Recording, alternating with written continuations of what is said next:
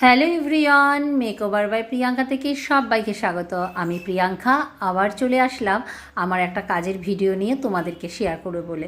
আজকে যে এই ওপেন হেয়ার কালটা আমি করে নিয়েছি, আর এই যে সামনে যে আমি লাইন ক্রিয়েট করে হেয়ারস্টাইলটা করে নিচ্ছি, কিভাবে করছি সেটা কিন্তু আজকে তোমাদেরকে আমি শেয়ার করবো এই ভিডিওর মাধ্যমে। তাই চলো দেখো।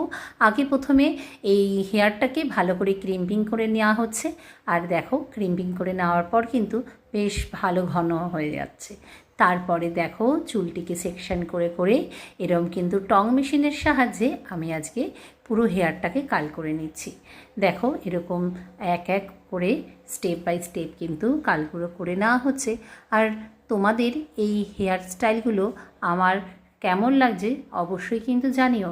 কমেন্ট না করলে বুঝবো কী করে বলো আমি কেমন করছি। আর তোমাদেরও যদি কোনো কিছু ভালো লাগে না, হয়তো যদি কোনো কিছু আমার ভিডিওতে খারাপ লাগে সেটাও কিন্তু জানিও।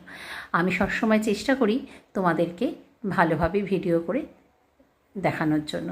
দেখো এবার উপরের বাদবাকি চুলটাকে আমি পাফ করে নিলাম। তারপরে যে ফ্রন্টের হেয়ারটাকে আমি এরকম লাইন ক্রিয়েট করে কিন্তু আজকে হেয়ারস্টাইল করে নেব।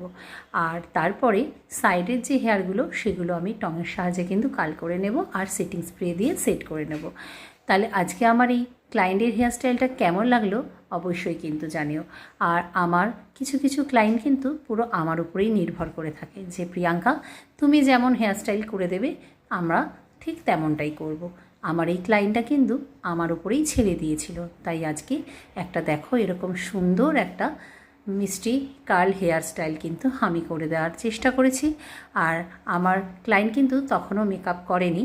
মেকআপ যদিও নিজে করবে, কেমন লাগছে একটু তোমরা প্লিজ জানিও কিন্তু। তাহলে কাজ করার এনার্জিটা কিন্তু আরও বেড়ে যায়। চলো টাটা, আবারও পরে কথা হবে। এখানেই ভিডিও শেষ করছি।